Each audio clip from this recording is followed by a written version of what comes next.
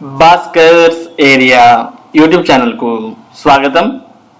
ఈరోజు ఉన్నటువంటి విద్య మరియు ఉద్యోగ సంబంధిత సమాచారంలోకి వెళ్తే, ఆంధ్రప్రదేశ్ రాష్ట్ర వ్యాప్తంగా ఉన్నటువంటి కస్తూరిబా గాంధీ విద్యాలయాలు అనగా కేజీబీవీల్లో పనిచేస్తున్నటువంటి వారికి శుభవార్త. మరి ఇందులో పనిచేస్తున్నటువంటి గెస్ట్ ఉపాధ్యాయులను ప్రభుత్వం కాంట్రాక్ట్ ఉద్యోగులుగా మార్చడం జరిగింది. దానికి సంబంధించిన సమాచారాన్ని మనం ఇక్కడ చూస్తూ ఉన్నాం. కాంట్రాక్ట్ లోకి పార్ట్ టైం పీజీటీలు. ఆంధ్రప్రదేశ్ రాష్ట్రంలోని కస్తూరిబా గాంధీ బాలికా విద్యాలయాల్లో కొన్నేళ్లుగా పార్ట్ టైం పీజీటీలుగా పనిచేస్తున్న 398 మందిని ప్రభుత్వ కాంట్రాక్ట్ విధానంలోకి మార్పు చేసింది. ఈ మేరకు సమగ్ర శిక్ష రాష్ట్ర ఎస్పీడీ బి శ్రీనివాసరావు ఉత్తర్వులు ఇచ్చారు. వీరికి గత నెలలోనే కాంట్రాక్ట్ వేతన స్కేలును కూడా అమలు చేశారు. పీజీటీలు సీఎం జగన్, మంత్రి బొత్స సత్యనారాయణకు కృతజ్ఞతలు తెలిపారు. కాబట్టి మరి కేజీబీవీలో ఎవరైతే ఇప్పటి వరకు పార్ట్ టైం లేదా గెస్ట్ గా పనిచేసినటువంటి పీజీటీలు ఉన్నారో మరి వారందరినీ కూడా కాంట్రాక్ట్ విధానంలోకి ప్రభుత్వం మార్పు చేయడం జరిగింది. మొత్తం 398 మందిని మార్పు చేయడం జరిగింది. మరి ఇదివరకే కేజీబీవీలో కాంట్రాక్ట్ విధానంలో మరి ఉద్యోగాలను భర్తీ చేసిన విషయం మనందరికి కూడా తెలిసిందే. కాబట్టి కాంట్రాక్ట్ మరియు పార్ట్ టైం విధానాలు కేజీబీవీలో ఉన్నాయి. మరి ఇప్పుడు ప్రస్తుతం ఈ పార్ట్ టైం గా పనిచేస్తున్నటువంటి వారిని కూడా కాంట్రాక్ట్ విధానంలోకి మార్చడం జరిగింది. కాబట్టి పీజీటీలు కూడా కాంట్రాక్ట్ విధానంలోనే జీతాలు అందుకోబోతున్నారు. గతంలోనే మనం చూసాం, మరి ఎవరైతే పార్ట్ టైం గా పనిచేస్తున్నటువంటి వారు ఉన్నారో వారికి కాంట్రాక్ట్ వారికి ఏ వేతనం అయితే ఇస్తున్నారో అదే వేతనాన్ని ఇస్తాం అని ప్రభుత్వం తెలియజేసింది. మరి అదే విధంగా పార్ట్ టైం పీజీటీలను కూడా కాంట్రాక్ట్ లోకి మార్చడాన్ని మనం ఇక్కడ గమనించవచ్చు. ఇక 22వ తేదీన కేంద్ర ప్రభుత్వ ఉద్యోగులకు సగం రోజు సెలవు. అయోధ్య రామమందిర ప్రారంభోత్సవానికి ముహూర్తం సమీపిస్తోంది. మరో 4 రోజుల్లో ప్రాణ ప్రతిష్ఠ నేపథ్యంలో ముమ్మరంగా ఏర్పాట్లు సాగుతున్నాయి. ఈ వేడుక దృష్ట్యా జనవరి 22న దేశవ్యాప్తంగా అన్ని కేంద్ర ప్రభుత్వ కార్యాలయాలు సగం రోజు మాత్రమే పనిచేస్తాయని కేంద్ర సిబ్బంది వ్యవహారాల శాఖ ప్రకటించింది. రామ్ లల్లా ప్రాణ ప్రతిష్ఠ వేడుకలో ఉద్యోగులు పాల్గొనేందుకు వీలుగా దేశంలోని అన్ని కేంద్ర ప్రభుత్వ కార్యాలయాలు, సంస్థలు, పరిశ్రమలు జనవరి 22న మధ్యాహ్నం 2:30 గంటల వరకు మూసి ఉంటాయి. అన్ని కేంద్ర ప్రభుత్వ శాఖలు, విభాగాలకు జారీ చేసిన ఉత్తర్వుల్లో సంబంధిత శాఖ పేర్కొంది. ప్రజల మనోభావాలను దృష్టిలో ఉంచుకొని ఈ నిర్ణయం తీసుకున్నట్లు కేంద్ర సిబ్బంది వివరాల శాఖ సహాయ మంత్రి జితేంద్ర సింగ్ ఓ వార్తా సంస్థకు తెలిపారు. ఉత్తరప్రదేశ్ లో ఆ రోజు విద్యా సంస్థలకు సెలవు ఇస్తున్నట్లు రాష్ట్ర ప్రభుత్వం ఇప్పటికే ప్రకటించిన విషయం తెలిసింది. ఇక ఆంధ్రప్రదేశ్ లో కూడా 22వ తారీఖున పాఠశాలలకు సెలవులు ఇవ్వాలని కోరడాన్ని ఇక్కడ చూస్తూ ఉన్నాం. అయోధ్యలోని శ్రీరామ జన్మభూమిలో ఈ నెల 22న విగ్రహ ప్రతిష్ఠ జరుగుతున్నందున ఆ రోజు రాష్ట్రంలో పాఠశాలలకు సెలవు ఇవ్వాలని ఆంధ్రప్రదేశ్ ఉపాధ్యాయ సంఘం జిల్లా అధ్యక్ష కార్యదర్శులు కె మల్లికార్జునరావు, టి దిలీప్ చక్రవర్తి ఓ ప్రకటనలో కోరారు. 22న పాఠశాల పునః ప్రారంభించాలని ప్రభుత్వం నిర్ణయించిందని అన్నారు. ఉపాధ్యాయులు తప్పనిసరిగా ఆ రోజు పాఠశాలకు వెళ్లాల్సి ఉంటుందని అన్నారు. ఆ రోజు దేవాలయాల్లో అనేక కార్యక్రమాలు జరపాలని నిర్ణయించారని, విద్యార్థులు, ఉపాధ్యాయులు పాల్గొనే అవకాశం కల్పించాలని మరి ప్రభుత్వాన్ని కోరడాన్ని మనం గమనిస్తూ ఉన్నాం. మరి 22వ తారీఖు కూడా ఆంధ్రప్రదేశ్ లో సెలవు ఇవ్వాలని ఇక్కడ కోరడాన్ని చూస్తూ ఉన్నాం. ఉద్యోగాల భర్తీకి వయో పరిమితిని పెంచండి, ప్రభుత్వాన్ని అభ్యర్థిస్తున్న నిరుద్యోగులు. ఉద్యోగాల భర్తీ కోసం వయో పరిమితిని పెంచాలని అభ్యర్థులు ప్రభుత్వాన్ని కోరుతున్నారు. ప్రత్యక్ష నియామకాల ద్వారా ఉద్యోగాలను నాన్ యూనిఫామ్ సర్వీసెస్ దరఖాస్తు చేసుకునేందుకు అభ్యర్థుల వయో పరిమితిని 34 నుంచి 42 ఏళ్లకు పెంచుతూ రాష్ట్ర ప్రభుత్వం గతేడాది అక్టోబర్లో ఉత్తర్వులు జారీ చేసింది. ఈ పెంపు ఈ ఏడాది సెప్టెంబర్ 30వ తేదీ వరకు అమల్లో ఉంటుందని పేర్కొంది. ఏపీపీఎస్సీ ఇతర నియామక సంస్థలు చేపట్టే ఉద్యోగ నియామకాలకు ఈ ఉత్తర్వులు వర్తిస్తాయని పేర్కొంది. అయితే గ్రూప్ 2 వంటి నోటిఫికేషన్లు జారీకి తీవ్ర జాప్యం జరిగినందున నష్టపోయిన తమలాంటి వారి కోసం నిర్దేశించిన వయో పరిమితిని 3 ఏళ్లకు పెంచాలని కోరుతూ ప్రభుత్వాన్ని వారంతా కూడా కోరుతూ ఉన్నారు. ఇక అంగన్వాడీల ఆందోళనకు మద్దతు. ఆందోళన బాటలో ఉన్న అంగన్వాడీ వర్కర్లకు జాతీయ ఆరోగ్య మిషన్ రాష్ట్ర జేఏసీ మద్దతు ప్రకటించింది. ఈ మేరకు సంఘం నేతలు బుధవారం ఓ ప్రకటన విడుదల చేశారు. కాబట్టి ఇప్పటికే ఆంధ్రప్రదేశ్ ప్రభుత్వం 34 నుంచి 42 ఏళ్లకు మరి వయో పరిమితిని పెంచడం జరిగింది. మరి ఈ వయో పరిమితిని మరో 3 ఏళ్ల వరకు పొడిగించాలని ఇక్కడ అభ్యర్థులు కోరడాన్ని మనం గమనిస్తున్నాం. ఇక సచివాలయ ప్రాంగణంలో ధర్నాలు, ర్యాలీలపై నిషేధం ఆదేశాలు జారీ చేసిన సిఎస్ జవహర్ రెడ్డి. రాష్ట్ర సచివాలయం ప్రాంగణంలో ధర్నాలు, ర్యాలీలకు అనుమతులు నిలిపివేస్తూ ప్రభుత్వ ప్రధాన కార్యదర్శి జవహర్ రెడ్డి ఆదేశాలు జారీ చేశారు.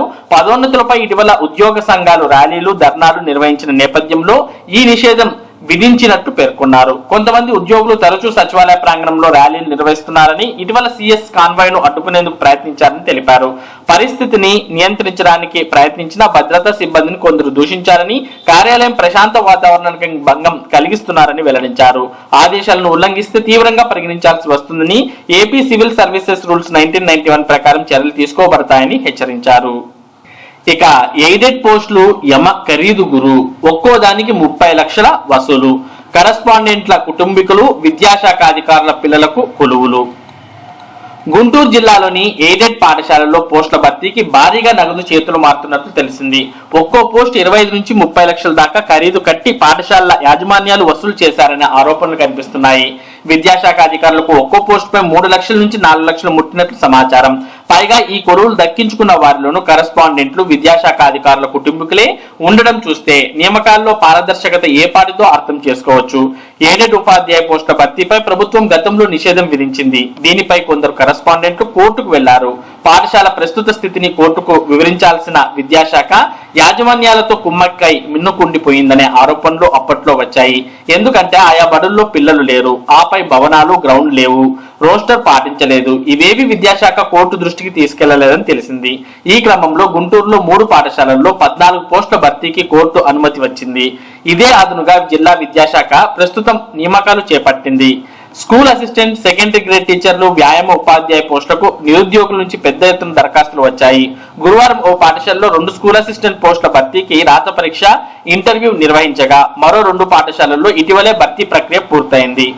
అధికారులు కరస్పాండెంట్ల కుటుంబీకులకే డబ్బు పెట్టి పోస్టు కొనుగోలు చేసిన వారికి ముందుగానే ప్రశ్నపత్రం చొప్పేసి ఎక్కువ మార్కులు వచ్చేలా తెరవెనుక నుంచి సహకరించారని తెలిసింది. ఇంటర్వ్యూలోనూ మంత్రాంగం నడిపారని సమాచారం. ఇలా విద్యాసంస్థల కరస్పాండెంట్లు, అధికారులు కుమ్మక్కై స్కూల్ అసిస్టెంట్ల పోస్టులకు 30 లక్షలు, ఎస్జిటికి 20 లక్షల వరకు వసూలుకు పాల్పడినట్లు తెలిసింది. పరీక్షల నిర్వహణ కమిటీలో కరస్పాండెంట్లు, ఎయిడెడ్ హెచ్ఎంలు, ప్రభుత్వ పాఠశాలలో పనిచేసే సీనియర్ ఉపాధ్యాయులు సభ్యులుగా ఉన్నా ఏ ఎయిడెడ్ పాఠశాలలో హెచ్ఎంను కేవలం సంతకాలకే పరిమితం చేశారని పేరు చెప్పడానికి నిరాకరించిన సదరు ప్రధానోపాధ్యాయులు రగిలిపోతున్నారు. ఓ కరస్పాండెంట్ కోడల్ని స్కూల్ అసిస్టెంట్ గా విద్యాశాఖ కార్యాలయంలో పనిచేసే అధికారి తన కుమార్తెకు ఎస్జిటి పోస్ట్ ఇప్పించుకున్నారు. ప్రకాశం జిల్లాకు చెందిన కరస్పాండెంట్ ఒకరు తన భార్యకు గుంటూరులో పోస్ట్ ఇప్పించుకోవడం గమనార్హం. ఈ నియామకాలపై ఉన్నతాధికారులు దృష్టి సారిస్తే అసలు విషయం వెలుగు చూసే అవకాశం ఉంది. అదంతా బయట జరిగే తతంగం. హైకోర్టు ఉత్తర్వుల మేరకు 14 పోస్టుల భర్తీకి చర్యలు తీసుకున్నాం. కరస్పాండెంట్లు ఈ పోస్టులకు లక్షల్లో వసూలుకు పాల్పడినట్లు నాకు తెలియదు. అదంతా బయట జరిగే తతంగం. పరీక్షల్లో అత్యధిక మార్కులు పొందిన వారికే పోస్ట్ ఇవ్వడం మా బాధ్యత. పరీక్ష, ఇంటర్వ్యూ నిర్వహణలో ఎక్కడ లోపాలు లేవు. ప్రతిదీ వీడియో తీసి భద్రపరిచాం. విద్యాశాఖ అధికారులకు డబ్బులు ముట్టాయనడంలో వాస్తవం లేదు అంటూ వెంకటేశ్వరరావు, డివైఈఓ గుంటూరు పేర్కొనడాన్ని మనం గమనించవచ్చు. అగ్నివీర్ వాయు ఎంపికకు ఆన్లైన్ రిజిస్ట్రేషన్స్ ప్రారంభం. అగ్నిపథ్లో భాగంగా అగ్నివీర్ వాయు ఇన్టేక్ 01/2025 ఎంపికకు భారత నౌకాదళం దరఖాస్తులు ఆహ్వానిస్తున్నట్లు రక్షణ పౌర సంబంధాల అధికారులు గురువారం ఓ ప్రకటనలో పేర్కొన్నారు. 2004 జనవరి 17 నుంచి 2007 జూలై 2 మధ్య జన్మించి అవివాహితులుగా ఉన్నవారు అర్హులని తెలిపారు. ఫిబ్రవరి 6లోగా అగ్నిపథ్ -vayu.cdac.in వెబ్సైట్ లో రిజిస్ట్రేషన్ చేసుకోవాలని సూచించారు. మరిన్ని వివరాలకు సికింద్రాబాద్ 12 ఎయిర్మెన్ సెలక్షన్ సెంటర్ ను 0402775350 నంబర్లో లేదా co.12asc-ap@gov.in ఈమెయిల్లో సంప్రదించాలని తెలిపారు. ఇక రాష్ట్రంలో నేటి నుంచి కులగణన, ఫిబ్రవరి 2 నాటికి ప్రక్రియ పూర్తి. రాష్ట్రంలో శుక్రవారం నుంచి కులగణనను ప్రభుత్వం ప్రారంభించనుంది. అర్హత కలిగిన ప్రతి ఒక్కరికి ప్రభుత్వ సంక్షేమ కార్యక్రమాలు అందించేందుకు బడుగు బలహీన తరగతులకు సామాజిక న్యాయం కల్పించే లక్ష్యంతో కులగణన చేపట్టనున్నారు. గ్రామ వార్డు సచివాలయాల శాఖ గతంలో వాలంటీర్ల ద్వారా సేకరించిన డేటా ప్రకారం రాష్ట్రంలో గ్రామాల్లో 1,23,40,422 కుటుంబాలకు చెందిన 3,56,62,251 మంది నివాసం ఉంటున్నారు. పట్టణ ప్రాంతాల్లో 44,44,887 కుటుంబాల్లో 1,33,16,091 మంది నివసిస్తున్నారు. మొత్తం 1.67 కోట్ల కుటుంబాలకు సంబంధించి 4.89 కోట్ల మంది ఉన్నారు. సచివాలయాల ఉద్యోగులు, వాలంటీర్లు శుక్రవారం నుంచి ఉమ్మడిగా ప్రతి ఇంటికి వెళ్లి కులగణన చేయనున్నారు. ఈ నెల 28 లోపు కులగణన ప్రక్రియను పూర్తి చేసేందుకు ప్రభుత్వం కసరత్తు చేపట్టింది. ఏ ఇల్లు అయినా నమోదు కాకపోతే ఈ నెల 29 నుంచి ఫిబ్రవరి 2వ తేదీలోపు సచివాలయానికి వెళ్లి నమోదు చేయించుకునేలా షెడ్యూల్ ప్రకటించింది. ప్రకటించింది. రాష్ట్రంలో మొత్తం 726 కులాలు ఉన్నట్లు అంచనా. ఈ 726 కులాలకు అదనంగా మరో 3 కులాలు బేడ జంగం లేదా బుడగ జంగం, పిరమలై, కల్లర్, తేవర్, యలవ కులాలకు సంబంధించి వారి వివరాలను వేరుగా ఆదర్స్ కేటగిరీలో సేకరించనున్నారు. మరి ఇవి ఈ రోజు ఉన్నటువంటి విద్య మరియు ఉద్యోగ సంబంధిత సమాచారం. ఇటువంటి ముఖ్యమైన సమాచారాన్ని భాస్కర్స్ ఏరియా ప్రతిరోజు మీకు అందిస్తూ ఉంటుంది. మరి ఈ సమాచారం మీరు మిస్ కాకుండా పొందడానికి మన భాస్కర్స్ ఏరియా యూట్యూబ్ ఛానల్ కు సబ్స్క్రైబ్ అవ్వండి.